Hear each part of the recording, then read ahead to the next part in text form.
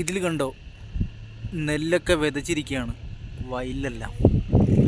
നമ്മൾ ഇന്നും ഒരു മീൻ പിടിക്കാൻ വേണ്ടിയാണ് വന്നിരിക്കുന്ന വയലിലേക്ക്. നോക്കാം, നല്ല കാറ്റുണ്ട്. കണ്ടതിലൊക്കെ കണ്ടു വെള്ളം നിറഞ്ഞു കിടക്കണേ. സ്വിമ്മിംഗ് പൂള് പോലെ വൃത്തിയില്ല. എന്നാലും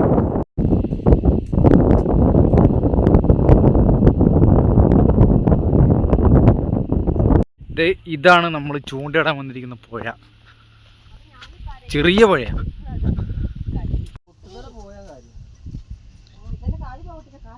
താഴെ വീഴത്തൊന്നുമില്ല. പിന്നെ